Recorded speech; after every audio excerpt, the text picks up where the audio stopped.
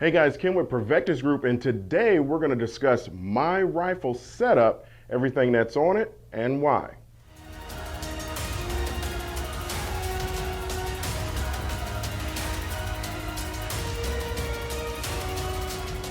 Know what I'm saying? Push, push, push. Hey guys, welcome back. So let's jump right into this. How do I have my rifle set up, and why? Let's start with the rifle itself. It's a rifle from Tier Defense Industries here in Cartersville, Georgia. They manufacture billet rifles, so anything from AR pistols, 10.3 inch all the way up to 18 and 20. They do a lot of custom everything. Just to give you just a brief breakdown, it's 11.5 inch SBR with a 13.7 inch rail. So I really like this one because it is shorter by a decent amount, but I'm not sacrificing rail space, and I still have an area to mount all of my accessories as well. All right, so we're gonna start at the back of the rifle and we're gonna work our way forward and discuss all the different little components as far as accessories that I've put on there. The first one we're gonna start with is the actual buttstock. It's from Magpul. It's their SLK Buttstock. I decided to go with that one on this particular build because it's very small and lightweight. The dimensions lengthwise are 6.3 inches, about an inch shorter than your average buttstock. Your average buttstock is usually around 7.3 to 7.5. Secondly, as far as weight is concerned, it's only 11 ounces, so it's super light. The other reason why I went with this is because the actual buttstock itself, the part that's actually coming in contact with your body, is very small. It's a very small footprint. It's very narrow and it's short. But it still has a nice angle on the bottom for doing those up drills, bringing the rifle up from low ready or high ready. So that's the reason why I went with this particular buttstock itself. And a little bit forward of that is my ambidextrous sling attachment point, or ASAP plate from Magpul. I've been using these ASAP plates since they came out, I don't know, 8-10 years ago. I have them on every single rifle that I own. Number one, I want to be consistent. But two, I am a huge advocate of single point slings. And this allows me to transition from shoulder to shoulder without snagging the sling on the buttstock or any other part of the rifle. So my sling attachment point is from Magpul, and it's their ASAP. We're going to move a little bit farther forward and we're going to talk about the actual charging handle. The charging handle is from Badger Ordnance. I like these types of, not just this particular brand, but these types of charging handles. When I'm looking at looking for a charging handle or certain features, number one is I want an ambidextrous charging handle. So whether I'm charging with my support hand or if I've transitioned, I can still charge the gun with my firing hand. So I prefer an ambidextrous charging handle, but another thing that I look for is I don't want these wings on either side to poke out so much to where if I have the rifle slung in front of me, it's getting caught on different items, mag pouches, things of that nature on the front of my plate carrier.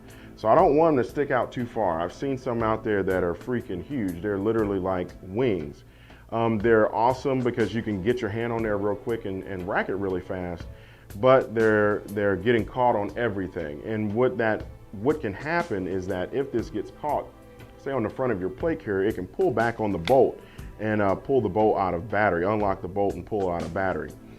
So that's the reason why I went with that. We're gonna go up on top of the rifle here to the rear sight. This rear sight, actually the front and rear sight are both from Midwest Industries. They're a steel sight. Prior to using these for Midwest Industries, I've always used iron sights from Magpul, just the plastic ones, the M-Bus and whatever they call the front one. But I like this one because it is steel and it's decently inexpensive. It's affordable. The other thing that I really liked about it is they still flip up just like, my Magpuls did. But the other thing that I like is that when I am doing my windage adjustments, when I'm zeroing my iron sights, it's a very nice tactile click. And I think because it's metal, it's a little bit more precise as far as every time it moves this little circle in the rear. I like that because when I'm like sighting in my guns, whether it's my iron sight or red dot, I want it to be as perfect as I possibly can. So with this particular build, and now on my other rifles, I'm using these steel iron sights from Midwest Industries. As we move a little bit forward, you guys probably saw this big old hunk of thing on the front here. This is from Vortex. It's their Razor AMG UH1, nicknamed the Huey. It is a holographic sight, so that means it has a red dot with semicircles around it, something very similar to what you'd find with EOTech.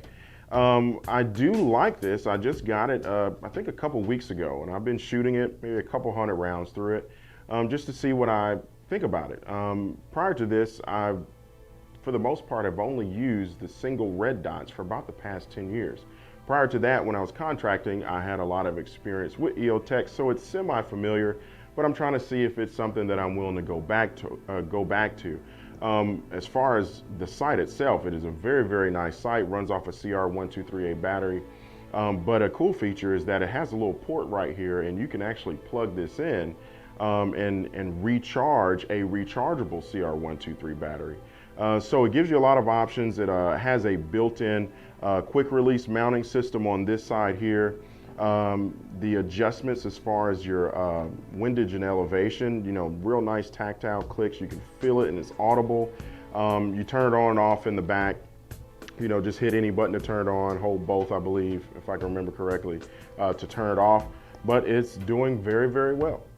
As we move forward on the gun, it comes right here to this Surefire tape switch. This is a dual tape switch.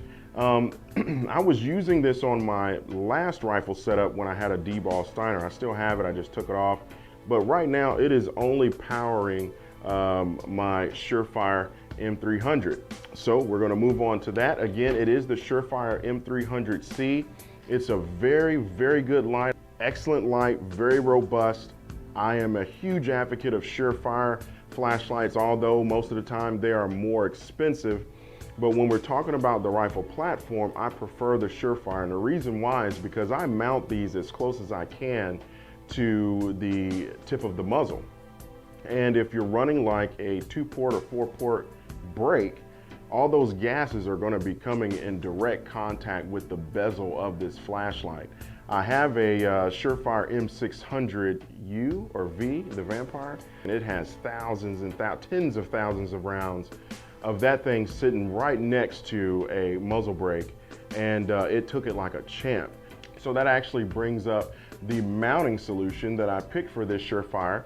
It is also from Midwest Industries.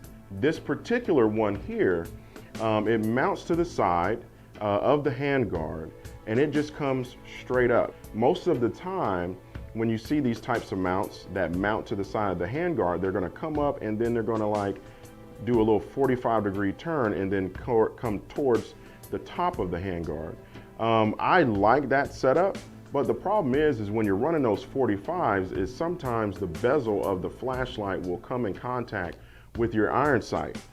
And that could pose an issue because now either it's gonna bow the actual flashlight outward, or it can actually prevent the front iron sight from deploying upward like it should.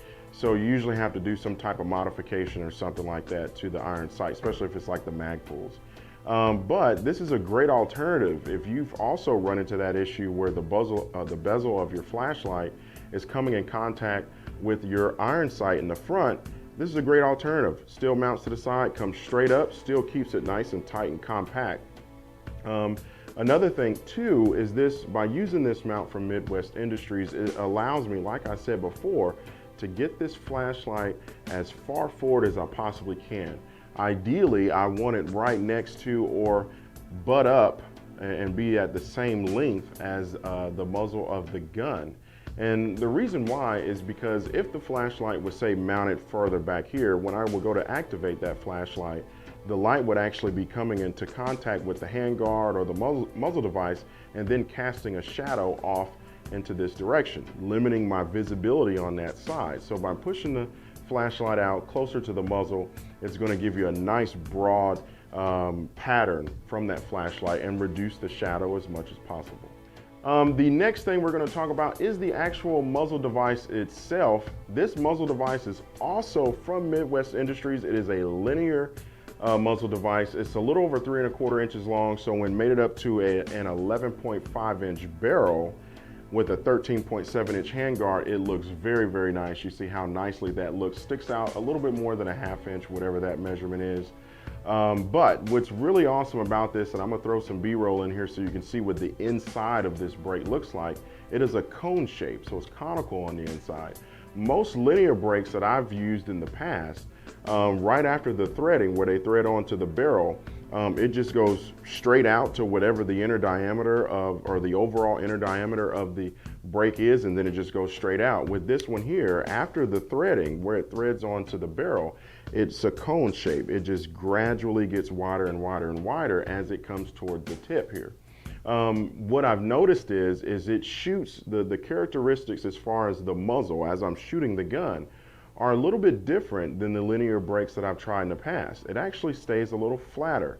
Now, I'm not sure the science behind it or why, but if I had to make a guess, I would say that it has something to do with the conical shape on the inside of this brake. So check them out. They make some good stuff. The next thing we're going to talk about is we're going to move down to these rail covers. These rail covers are from Magpul. They are the M-LOK rail covers because I'm using an M-LOK handguard. I like these because, number one, they keep my hand from getting so damn hot. They're protecting my hand from the heat of the barrel that's right on the other side of the handguard. They're nice and wide. So again, when my hand is on here, a very limited amount of my hand is actually exposed to that heat. The other thing is too is that it's textured, so it actually allows me to get a very aggressive grip with these rail covers. When it's raining outside, or your hand could be bleeding, or you could just be so nervous that your hands are sweating, you're gonna have a nice confident grip up here. So I use these not only on this side, but also on this side and on the bottom. And speaking of the bottom, this hand stop here is also from Magpul. It is their M-LOK hand stop. I'm going to do a separate video on this because I run this a little bit differently than what's suggested out of the box. It's something that works a little bit better for me. But basically what it's there for is that when you shoulder the gun, you can now drive the rifle into your shoulder, helping you control that muzzle just a little bit better. All right, so the next thing that we're going to talk about is the actual magazine release here. Now, I could not remember what company actually manufactured it, but this particular magazine release is designed, you swap out the little your normal mil-spec mag release button for this mag release button, and it has this extended control or button here. It brings it back a little bit closer to my actual hand, and it actually increases the depth or how much it sticks out from the side of the rifle. I like this and prefer it because if I'm wearing gloves, it gives me that nice index point where I know that it's there. Overall, it's a much larger button, about 3 times larger, so that decreases the chance that I'm actually going to miss it.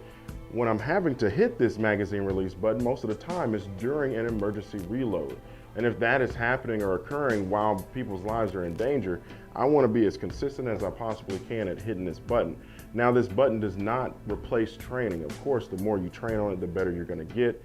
But by increasing the overall size of this button, it's going to help me stay just that much more consistent. All right, and one of the last things that we're going to talk about is the actual trigger that I went with on this particular rifle. This is the trigger that I actually use on every single one of my rifles. This trigger is from American Trigger. It's their AR Gold flat trigger. Now, it's gold, so it looks cool. But anyway, besides that, I prefer flat triggers. Again, not only am I using the same company or manufacturer, but I'm also using the same flat trigger. I try to be consistent across all the platforms, like I mentioned a couple times already, but I prefer flat triggers over the curved trigger because it helps me ensure that I'm pulling the trigger straight to the rear. Now, with this particular AR Gold trigger, it is a 2-stage trigger, so it has just a small amount of pre-travel, the wall, and then the brake. I have it adjusted, because it's adjustable, I have it adjusted around 3.5 pounds. I found that a 3.5 pound trigger is a good middle of the road poundage, so that for the precision shooting, it's not so much to where it's going to start moving the gun or things of that nature. But more importantly, for self-defense in the usual CQB distance of about 9 feet, I can tell that when I get through that pre-travel and I hit that wall, it is distinct enough to where that I know if I move just a little bit more, it's going to go bang.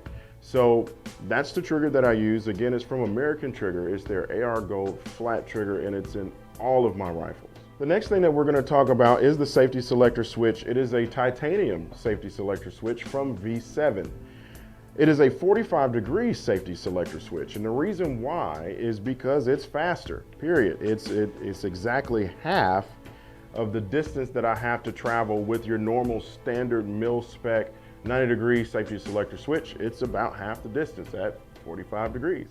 But I love the 45-degree because it helps me get it off safe quickly, and it helps me get it on safe quickly. I like in particular the V7 titanium because it's very, very smooth. And I do like that. When I have the gun up here and I'm cheeked properly and I take the gun off the safe as I'm coming up, it's just very, very smooth, and I'm actually able to manipulate the safety all with just the left side of the rifle. There are a lot of people who can take the gun off safe with their thumb on the left side of the rifle, but in order to put the gun back on safe, they have to use their index finger on the right side of the rifle. It is ambidextrous. I do like that because now it gives me that control no matter what shoulder I have the gun on. All right, the last accessory that I opted for with this particular rifle build is the grip. The grip is from Whole Grip. I like this grip several reasons. First one, it's rubber. I prefer a rubber grip over a polymer or plastic grip that you're gonna find on most rifle setups. The reason why is because if my hands are wet, or if they're sweating, or they're bleeding, or it's raining, or whatever it is, I can still have a very, very good grip of the rifle. That's very important. I want to hang on to it. Another thing, or another reason why I like the Whole Grip is because it does not have any finger grooves. I actually like for any of my firearms to not have any finger grooves. And the reason why is because if you go to grab this gun quickly, say out of the trunk of your car, or it's leaned up in the corner of your bedroom or in your safe, and you're having to get this gun pretty quickly, it's actually a subconscious act, whether it's with a rifle or a pistol and you're coming out of a holster, you subconsciously are trying to line your fingers up with that finger groove. And I don't really want to be thinking about where my fingers are in reference to a finger groove. I want to be focused on what's in front of me, and that's probably a bad person. So it doesn't have finger grooves. The last thing is towards the bottom of the grip, it is actually flared. I like that it's flared because it gives a place for my pinky finger to rest. So as I'm shooting and manipulating the gun, things of that nature, it gives me a place for my pinky finger to rest, but it also gives me a good index point so that I know that every time that I put my firing hand on the grip, I can feel that little flared area on the bottom of my pinky finger. And I know that my hand is consistently in the same spot every single time. So yeah, that's the reason why I like it. It's a very good grip, very robust too. For the most part with these rifles and things of that nature, you're gonna see a lot of consistency across anybody's build. You're gonna see iron sights, you're gonna see a red dot. But when it comes down to outfitting these things, you can spend just as much money in accessories and sometimes more money, especially when you're considering things like IR illuminators and those types of things. You can spend more money on the accessories than you did for the actual gun. What I tell people are there are minimums that you need to have on any rifle that you have, especially if you're going to use that rifle for self-defense. I tell people when you buy a rifle, you need to get you a good set of iron sights, you need you a light, and you need you a sling. Those are the basics.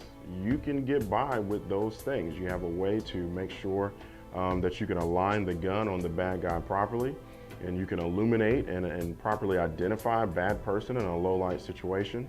And by having the sling, you have a way to always maintain control of the rifle, especially in a law enforcement capacity. Then you have the optional things, like some of the things that I have on here, like, you know, a red dot and extended charging handles and different grips and different controls for your mag release, different types of safety selector switches, triggers, you know, handguard covers, things of that nature. All I'm gonna tell you is take the video with a grain of salt. We did this video so that you can understand where I'm coming from, a lot of the why behind why I've set this rifle up this way. And not just this rifle, all my rifles are pretty much set up the same way. But the video was designed to just give you an idea of the types of things that you should consider when putting on your rifle and where you should, have them set up, where they should be on the rifle. A lot of that is going to be determined by your mission. What are you using the rifle for? Are you an armed professional? Are you a civilian like I am now? That's going to dictate, some of the things that you have on the rifle. But, don't just buy these particular items because you see it in my video. But hopefully by you watching this video, it educated you just a little bit more. And when you're at your local gun shop or you're surfing the web for all these different types of accessories, you can make a better business decision, a better educated decision. And that's what this video was about. I really hope that you enjoyed it. There's going to be more videos coming out about this rifle here. We're going to do some first mag vids and stuff like that and talk about the actual rifle itself and why I've chosen to run tier rifles. But again, I hope you enjoyed the video. Hope you learned something. If you have any questions about anything or comments, put them in the comment section below. For some of these vendors that we have their products on the rifles, I have coupon codes for them. So look down in the description below and you'll most likely be able to find a coupon code for some of the accessories that are on this rifle and save yourself a little bit of money. If you want to find out more about what we do, check us out online, provectusgroup.org. We travel the country and teach firearm classes. You can find us on all social media platforms. Well, I should say just Instagram and Facebook at Provectus Group. I'd welcome you to go over there and check us out. We post a lot of awesome things on there. And sometimes we put a lot of content on those platforms that never make it to YouTube and Facebook. Hope you guys are having a wonderful day, and we'll see you next time. Know